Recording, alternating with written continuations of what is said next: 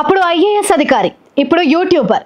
పాక్ కోసం స్పైగా మారుతున్న ఇండియన్స్ దేశ భద్రతకు భంగం కలిగించే స్పై కార్యకలాపాలు సమాజంలో తీవ్ర చర్చలకు కారణమవుతున్నాయి. తాజాగా యూట్యూబర్ జ్యోతి మల్హోత్రా అరెస్ట్ 15 ఏళ్ల క్రితం జరిగిన మరొక స్పై ఘటనను గుర్తుకు తెచ్చింది.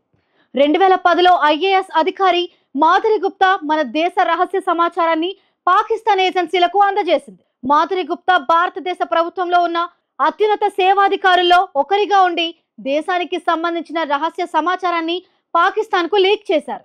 మాధురి అప్పట్లో ఒక పాకిస్తాన్ హ్యాండ్లర్ జంషెడ్ తో ప్రేమలో ఉన్న సంగతి కూడా వెలుగులోకి వచ్చింది. ఈ ప్రేమ వ్యవహారం ఆమె సమాచారాన్ని పాకిస్తాన్ కు ఇచ్చేందుకు ఉపకరించింది.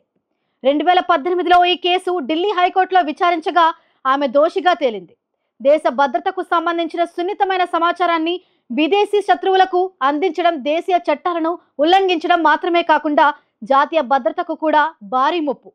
ఇప్పుడు కూడా అదే విధంగా జ్యోతి మల్హోత్రా కేసు కూడా ఉండటంతో ప్రేమ పేరుతో భారత రహస్య సమాచారాన్ని సేకరిస్తున్నారని పాకిస్తాన్ పై మండిపడుతున్నారు నెటిజన్స్.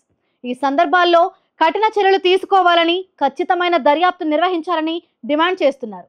ప్రజలు ఇలాంటి విషయాలపై ఖచ్చితమైన అవగాహన పెంచుకోవటం చాలా కీలకం. ఈ ఘటనతో దేశ భద్రతా వ్యవస్థలు మరింత బలపడాలని, దేశ విదేశాలకు సంబంధించిన సమాచార నిర్వహణపై మరింత శ్రద్ధ చూపాలని ప్రభుత్వాలు నిర్ణయించుకున్నాయి. మరోవైపు ఇలాంటి సంఘటనలు దేశీయ రాజకీయాల్లో, మీడియా వర్గాలలో విపరీత చర్చలకు, వివాదాలకు దారితీస్తాయి.